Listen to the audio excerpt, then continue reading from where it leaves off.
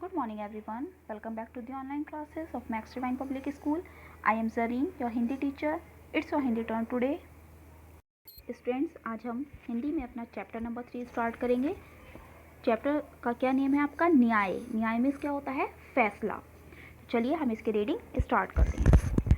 समय पहले की बात है, काशी में वीरभानु नामक एक राजा थे। वे बहुत न्यायप्रिय और प्रजा वत्सल थे। प्रजा भी उनका बहुत सम्मान करती थी। उनकी रानी का नाम था करुणा। दास दासियां हर समय उसकी सेवा में खड़े रहते थे। उसे किसी चीज़ का अभाव ना था। जिस वस्तु की इच्छा करती वह तुरंत मिल जाती। उसके सुख की सीमा ना थी।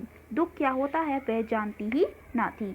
बच्चों, बहुत समय पहले की बात है, काशी में कौन थे? वीरभानु नाम के एक राजा थे। और वो कैसे थे? बहुत ज़्यादा न्यायप्रिय, यानी जिसे न्याय जो था वो बहुत ज़्यादा पसंद था, और प्रजावत्सल, प्रजा से प्रेम करने वाले थे। और प्रजा भी उनका क्या करती थी? बहुत ज़्यादा सम्मान, बहुत ज़्यादा आदर करती थी। उनकी रानी का क्या नाम था? उनकी रानी का नाम करुणा था। दास दासियां यानी नौकर और नौकरानियां जो थीं वो हर समय उनकी जो रानी थी करुणा, उनकी सेवा में खड़ी रहते थे। उसे किसी चीज़ की अभाव नहीं था, यानी उसे जो था वो किसी भी चीज़ की कमी ना थी। जिस वस्तु की वो इच्छा करती थी, जिस वस्तु को वो चाहती थी, वो उन्हें तुरंत फौरन एकदम मिल जाती थी। उनके दुख सुख की कोई सीमा ना थी। दुख क्या होता है वो जानती ही ना थी। वो इतनी ज़्यादा सुखी थी कि दुख क्या होता है ये बात वो जानती ही नहीं थी। एक बार शरद ऋतु थी। शरद ऋतु किसे कहते हैं? जाड़े की ऋतु। तो कैसी थी? एक बार जाड़े की ऋतु थी। बहुत कड़ाके की ठंड पड़ रही थी। एक दिन रानी ने गंगा में स्नान करने का विचार किया। बहुत ज़्यादा कड़ाके की ठंड पड़ रही थी, और एक दिन रानी ने क्या सोचा कि वो गंगा में स्नान करेंगी, यानी गंगा में नहाने का उन्होंने विचार किया। राजा ने तुरंत आज्ञा दी कि नदी की ओर जाने वाले सभी रास्ते रोक दिए जाएं और सब घाट खाली करा लिए जाएं। तो जैसे ही रानी ने ये विचार आया रानी के मन में, उसने सोचा कि मैं गंगा में स्नान करूंगी, तो राजा ने फौरन एकदम जो है वो आज्ञा दी कि नदी की तरफ जितने भी रास्ते जाते हैं उन सबको रोक दिया जाए, और जितने भी घाट हैं यानी जो तट हैं उसको घाट को खाली कर दिया जाए। राजा की आज्ञा होते ही सभी रास्ते रोक दिए गए और सारे घाट खाली करा लिए गए। जैसे ही राजा की आज्ञा हुई, जैसे ही राजा ने हुक्म दिया, तो जितने भी रास्ते थे वो सारे रोक दिए गए और जो घाट थे वो सारे खाली करा लिए गए।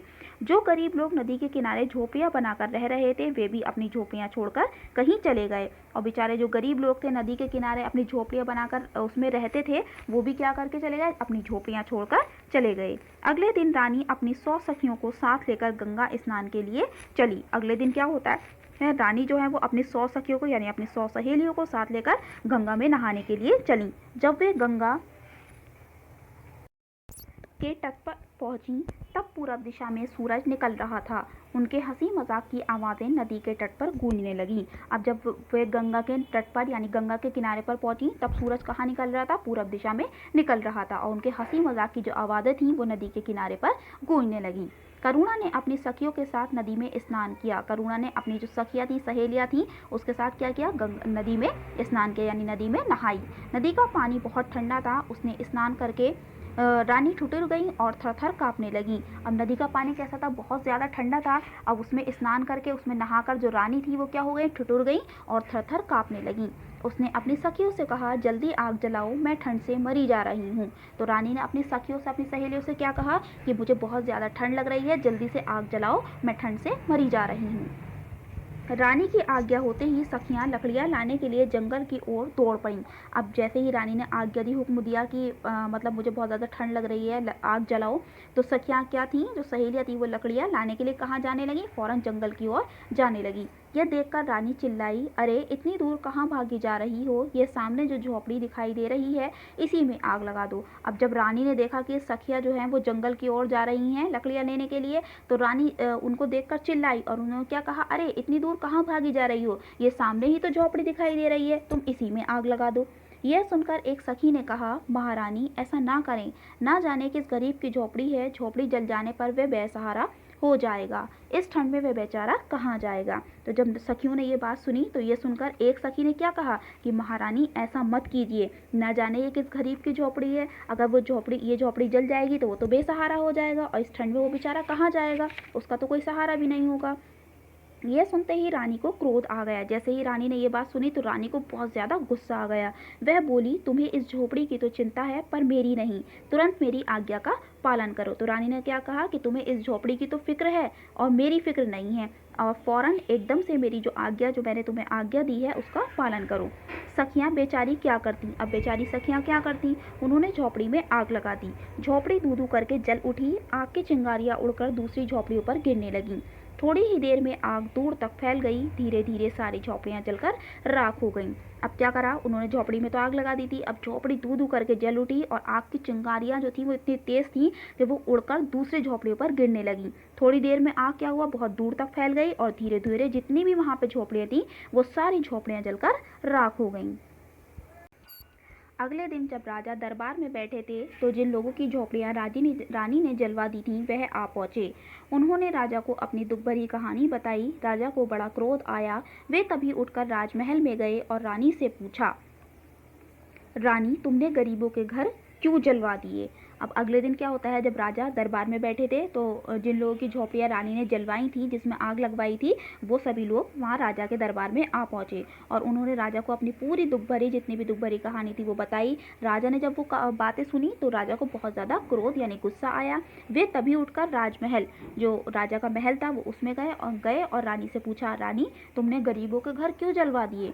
रानी बोली, आप उन घास फूस की झोपड़ियों को घर कह रहे हैं? उनके ना रहने से किसी की क्या हानि हो सकती है? तो रानी ने क्या कहा कि आप जो घास फूस की जो झोपड़ियाँ हैं उसको घर कह रहे हैं, अगर वो नहीं रही तो उसमें किसी की क्या हानि, मतलब क्या नुकसान हो सकता है? राजा बोले, जब तक तुम राजरानी हो गरीब की झोपड़ी का मूल्य नहीं समझ सकती, मैं तुम्हें समझाऊंगा। तो राजा ने क्या कहा कि जब तक तुम राजरानी हो यानी राजा की रानी हो तो तब तक तुम गरीब की जो झोपड़ी है उसकी कीमत नहीं समझ सकती, मैं तुम्हें समझाऊंगा। राजा ने रानी के सब राशि, वस्त्र और आभूषण उतरवा दिए। फिर उन्हें लेकर महल से बाहर आए और बोले, अब घर घर जाकर भीख मांगो। जो झोपड़ियाँ तुमने जलवा दी हैं उन्हें बनवा कर देना होगा। फिर आकर बताना कि गरीब की झोपड़ी का मूल्य क्या होता है। अब राजा ने क्या किया, राजा ने रानी के जितने भी वस्त्र थे यानी कपड़े थे और राशि वस्त्र और जो आभूषण गहने थे वो सब उतरवा दिए और फिर उन्हें कहाँ लेकर आए, महल से बाहर लेकर आ गया राजा। और उन्होंने क्या कहा, बोले अब घर घर जाकर तुम भीख मांगो और जो झोपड़ियाँ तुमने जलवाई थी तुम्हें उन्हें सब झोपड़ियों को बनवा कर देना होगा। फिर मुझे आकर बताना कि गरीब की झोपड़ी का जो मूल्य होता है, जो कीमत होती है, वो क्या है। रानी 1 साल तक महल से बाहर रही और भिखारिन की तरह इधर उधर भटकती रही। उसने कड़ी मेहनत की, तब जाकर 1 साल में झोपड़ियाँ बनकर तैयार हुईं। उसे अब झोपड़ी का मूल्य समझ में आ गया। राजा उसे फिर सम्मानपूर्वक महल में ले आए। अब क्या होता है, रानी 1 साल तक जो है वो पूरे महल से बाहर रही और भिखारिन की तरह, मतलब वो राजा ने कह दिया था कि तुम जाकर भीख मांगो, भिखारिन की तरह इधर से उधर भटकती रही। उसने बहुत ज़्यादा मेहनत की, बड़ी मेहनत की, तब जाकर 1 साल में जिन लोगों की उसने झोपड़ियाँ जलवा दी थी वो झोपड़ियाँ बनकर तैयार हुई। अब उसे झोपड़ी का मूल्य, अब उसे झोपड़ी की जो कीमत थी वो समझ में आ गया। राजा फिर उसे सम्मानपूर्वक महल में ले आए, यानी राजा उसके बाद रानी को सम्मानपूर्वक आदर के साथ अपने महल में ले आए।